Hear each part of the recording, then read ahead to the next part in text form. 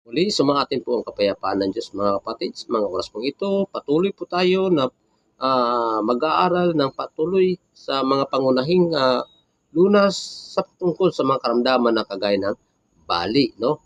Ito ay pinsala sa buto. Ang simpleng bali ay yaong walang sugat.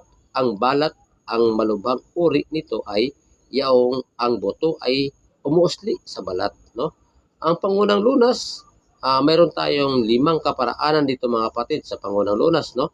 Huwag buhatin ang biktima, hayaan siyang nakahiga ng lapat sa kanyang kinalalagyan. Huwag hilutin o tapalan man ng pinsala ang pinsala. Yun yung number 1. No?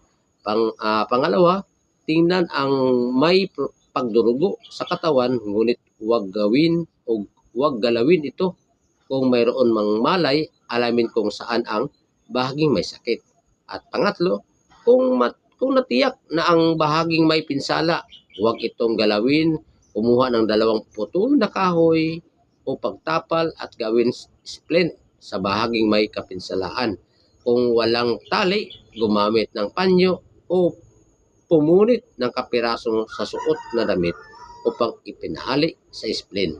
Ang pang-apat, ang splint ay dapat na mailagay ng maayos upang mapigil ang paggalaw ng mga kasukasuan. Ang may kapinsalaang braso ay maitatali sa katawan at ang pinsalang paa ay maitatali sa walang pinsalang paa kung walang magagamit na splint. Ang panglima o panghuli, mag-ingat na dalhin agad ang biktima sa pinakamalapit na pagamutan. Yun po yung huling solusyon o kaparaanan ng patungkol sa mga paggamot ng mga pangunahing lunas, mga kapatid, na kagaya ng karamdaman na bali. At salamat po sa Diyos sa patuloy na inyong pakikinig at pagsubaybay.